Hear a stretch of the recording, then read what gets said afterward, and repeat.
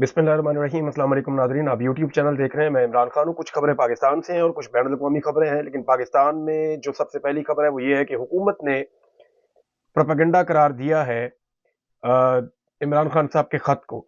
और इस पे जो है वो राणा सनाउल्लाह साहब ने स्टेटमेंट दिया।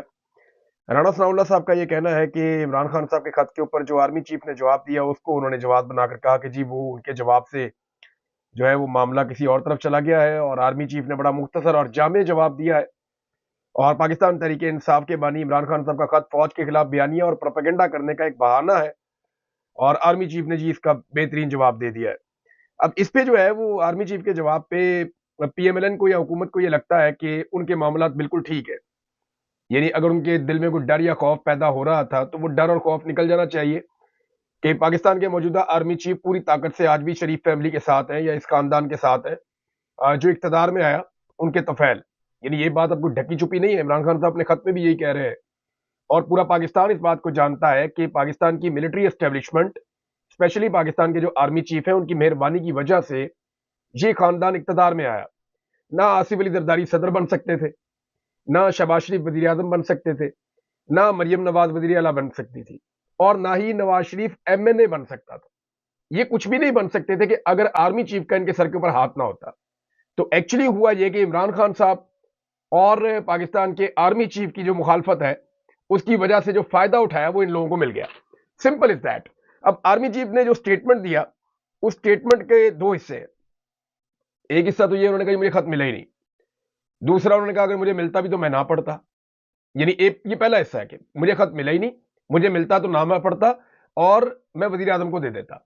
एक हिस्सा तो खत से मुतल्लिक है आर्मी चीफ का। अब ये जो मामला है ये कोई डाकिए ने तो लेके जाना नहीं है खत। इस खत की इंफॉर्मेशन तो आर्मी चीफ को है और उन्हें पता है कि इमरान खान साहब क्या बोल रहे हैं। पूरी दुनिया के अंदर इस खत की इंफॉर्मेशन है और पूरी दुनिया जानती है कि इस खत के अंदर इमरान खान साहब क्या लिख रहे हैं। और ये भी जानते हैं कि इस खत के अंदर जो वो लिख रहे हैं उसमें कितनी हकीकत है और ये मामला किस तरफ को जा रहा है और इसके लिए रिस्पॉन्सिबल कौन है और जो हकायक इमरान खान साहब बता रहे हैं वो एक्चुअली क्या है और उनको क्यों बयान करने पड़ रहे हैं। तो ये वाला मामला तो अभी हम छोड़ देते हैं, इसमें तो बाद में बात होती भी रहेगी। आर्मी चीफ के जो बयान का दूसरा हिस्सा है ना वो बड़ा इंपॉर्टेंट है और उसके ऊपर पाकिस्तान तहरीक इंसाफ के लोगों ने और जो आम पाकिस्तानी उन्होंने काम शुरू कर दिया है। दूसरा हिस्सा आर्मी चीफ के बयान का है जिसमें उन्होंने दावा किया कि मुल्क बहुत अच्छे अंदाज से आगे बढ़ रहा है और मुल्क में तरक्की हो रही है। अच्छा, अब उन्होंने ये कहा कि पाकिस्तान तरक्की कर रहा है। ये आर्मी चीफ का जो है ये दावा है। मैं चंद चीजें सामने रखता हूं और उसके बाद फिर हम कुछ चीजें और आपको बताएंगे। एक तो देखें, अभी तुर्की के सदर आए तो वहीं से बात शुरू कर लेते हैं।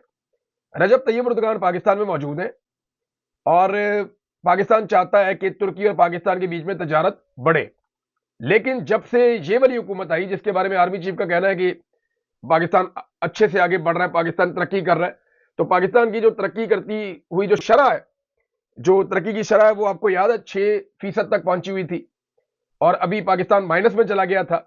तो ये माइनस में तो तरक्की नहीं होती ना, तरक्की तो वो होती है जो इमरान खान साहब के दौर में हो रही थी। बहरहाल सिर्फ तुर्की का अगर आप डाटा ले लें तो आपको पता चल जाएगा कि पाकिस्तान आगे बढ़ा है या पाकिस्तान पीछे हटा है। अगर आप टोटल हुजम का जायजा लें तो माजी में इमरान खान साहब के दौरे हुकूमत में तुर्की और पाकिस्तान के दरमियान दो तरफा तिजारत जो होती थी उसका टोटल हुजम 88 करोड़ 33 लाख डॉलर था। यानी 1 अरब डॉलर के करीब पहुंचने वाले थे इमरान खान साहब के दौर में। और उसके बाद 2024 2023 इसमें यह कम होकर 54 करोड़ 34 लाख डॉलर रह गया।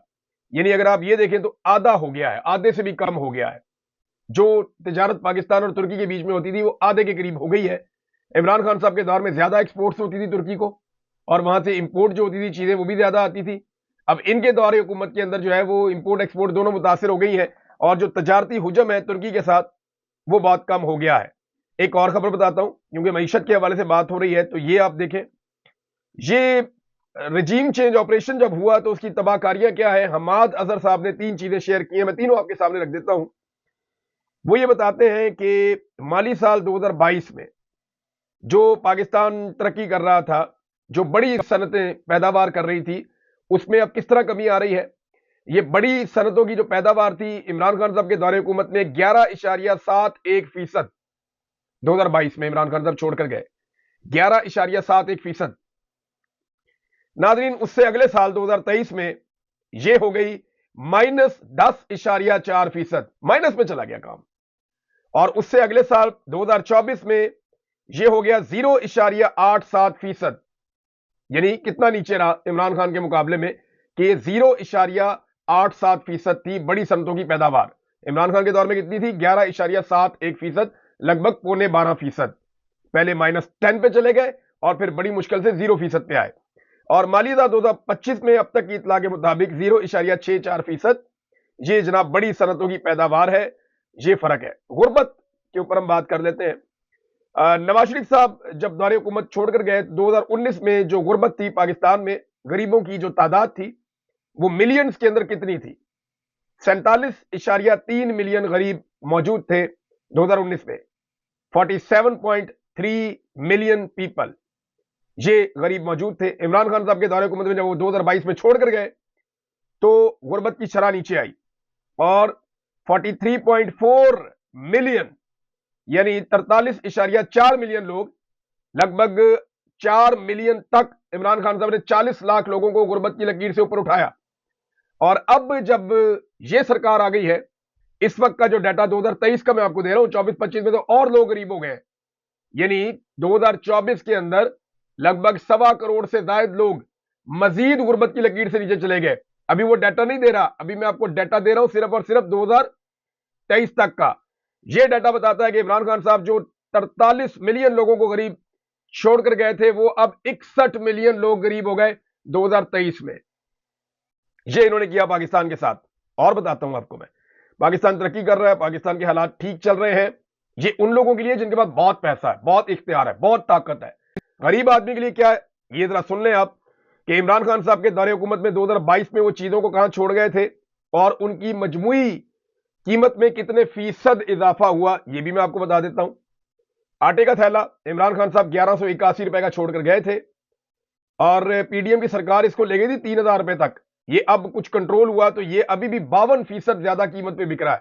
عمران خان کے دور سے 52% زیادہ قیمت پہ آج بھی آٹے کا تھیلا بک رہا ہے. 1800 روپے کا مل رہا ہے. چاول عمران خان صاحب 104 روپے کلو چھوڑ کر گئے تھے، اس میں 95% کا اضافہ ہوا، لگ بھگ دگنی قیمت ہو گئی چاول کی. چینی 87 روپے کلو عمران خان صاحب چھوڑ کر گئے تھے، اس میں 60% کا اضافہ ہو گیا ہے. گوشت کی قیمت میں 70% کا اضافہ ہوا ہے. چھوٹے گوشت کی قیمت میں 60% کا اضافہ ہوا ہے. چکن کی قیمت میں 64% کا اضافہ ہوا ہے. دودھ کی قیمت میں 68% کا اضافہ ہوا. انڈوں کی قیمت میں 158% کا اضافہ ہوا. جو کھانا پکانے کا تیل ہے اس کی قیمت میں 20 سے 40% تک کا اضافہ ہوا ہے. دال مسور کی قیمت میں 39% تک کا اضافہ ہوا ہے. مونگ کی دال جو ہے اس کی قیمت میں 134% تک کا اضافہ ہوا ہے. اور یہ ڈیٹا باقاعدہ جاری کیا گیا ہے اعداد و شمار لے کر، جو مارکیٹ کے اعداد و شمار ہے ان کے مطابق ہے، اور یہ ڈیٹا نیٹ پہ اویلیبل آپ دیکھ سکتے ہیں جناب. اس کے بعد آلو کی قیمت میں 187% کا اضافہ ہوا. پیاز کی قیمت میں 175% کا اضافہ ہوا. چائے کی پتی کی قیمت میں 111% کا اضافہ ہوا. بجلی کی قیمت میں لگ بھگ 400% تک کا اضافہ ہوا. 16 روپے کا یونٹ جو ملتا تھا وہ آج 62 روپے کا یونٹ ہے، اس سے بھی مہنگا ہے. یہ کیا انہوں نے پاکستان کے ساتھ. 70 روپے تک کا بھی یونٹ جا رہا ہے. انہوں نے عجیب سلیبز بنا دیے ہیں، پاکستانیوں کو دڑا دڑ لوٹ